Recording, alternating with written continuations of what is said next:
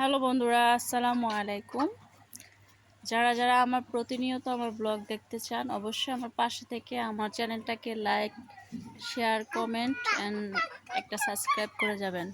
দেখেন এখানে কি করব জানেন, এখানে বন্যা ছিল, যার জন্য এই জায়গাটা একটু ডাস্টবিনের মতো হয়ে গেছে। অবশ্য খারাপ কিছু নেই, এখানে শুধু কাগজ, পলিথিন এগুলাই ছিল, মানে এগুলাই আছে। এগুলাকে এখন পরিষ্কার করব। পরিষ্কার করে এখানে আমি কৃষিকাজ করব। যেমন এই জায়গাটা জুড়ে সব জায়গার মধ্যে ধনিয়া পাতা, টমেটোর চারা, মরিচের চারা, ভিন্ন ভিন্ন ভিন্ন ভিন্ন চারা এখানে রোপণ করব। আগে এখানে অবশ্য কৃষিকাজ হইতো, তবে বন্যার কারণে এই জায়গার মধ্যে এত কিছু জমে গেছে। এখন এগুলোকে পরিষ্কার করে পরবর্তী ভিডিওতে তোমাদেরকে দেখাবো কতটা সুন্দর দেখা যায়। আসলে ওই দেখেন পানি, অবশ্য দেখছেন পানি, বাড়ির পাশেই পানি। ওই দেখেন আমার ঘরের এতটুকু পর্যন্ত পানি উঠেছে, তার মানে বুঝেছেন তো আমার ঘরের এই ইট পর্যন্ত পানি চলে আসছে।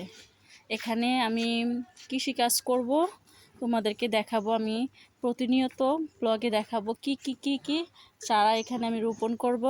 আর আমার পাশেই থাকুন। আসসালামু আলাইকুম।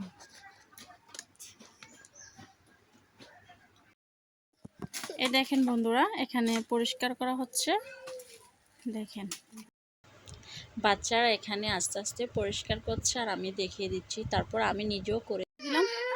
আমরা জায়গায় জায়গায় পলিথিন না থুবিয়ে রেখে এগুলোকে জ্বালিয়ে দিলে আমার মনে হয় অনেকটাই ভালো। দেখেন এগুলোকে জ্বালিয়ে দিচ্ছে।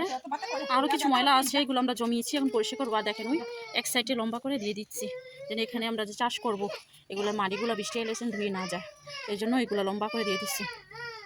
দেখেন এই জায়গাটা অলরেডি পরিষ্কার হয়ে গেছে, আর এই জায়গাটা হচ্ছে আস্তে আস্তে হয়ে যাবে। ওই যে আমার উপরের পরিবেশ।